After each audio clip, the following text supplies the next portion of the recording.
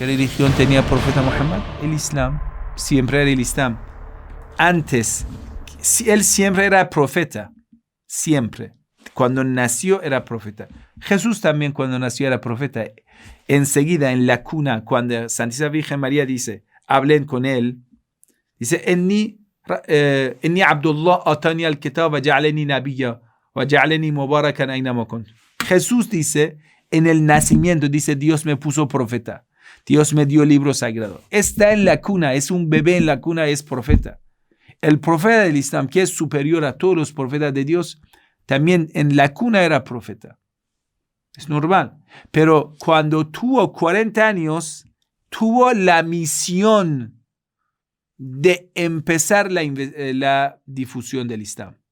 Entonces, el mensajero de Dios en el 40 años no se convirtió profeta. Desde antes de nacer era profeta. Cuando nace, ya es profeta. Cuando cumple 40 años, va a tener la misión de ser profeta. Es decir, ya tiene una misión pública. Vaya a decir a todo el mundo que eres el profeta. Todos los profetas de Dios eran musulmanes. En el Sagrado Corán dice, Abraham, huwa sammakumul muslimin. ¿Quién denominó a los musulmanes? Abraham. Abraham nos llamó musulmanes. Huwa awwalul muslimin, el primer musulmán. Profeta Adán era musulmán, no era musulmán. La única religión ante los ojos de Dios siempre era Islam.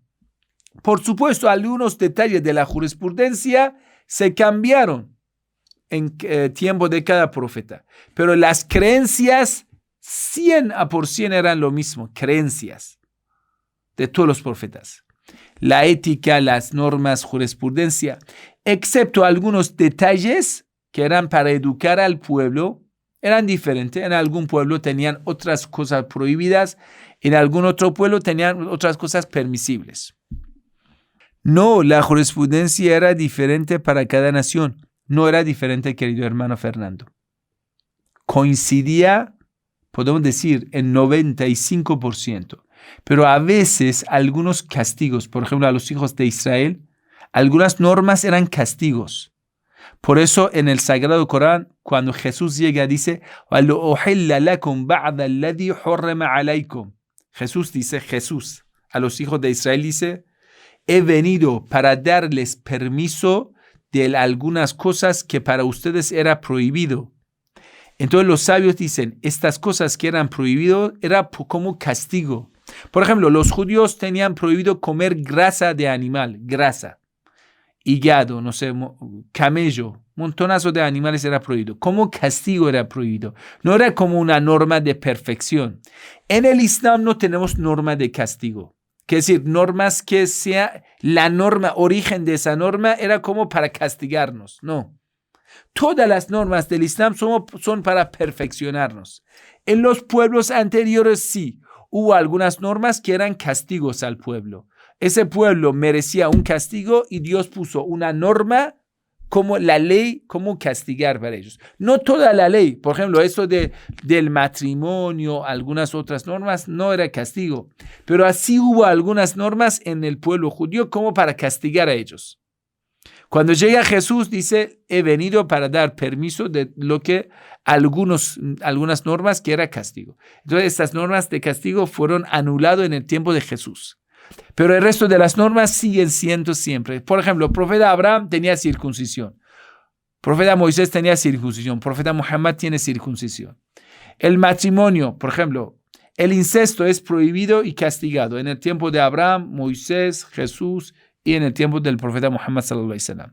El cerdo, el vino era prohibido en el tiempo de Noé, en el tiempo de Abraham, en el tiempo de Moisés, en el tiempo de Jesús, en el tiempo del profeta Muhammad sallallahu alaihi wasallam. El adulterio, no sé, las normas que en el judaísmo son unos 600 picos, en el Islam también las normas son unos 600 picos. Es decir, la religión de Dios es única, es el Islam.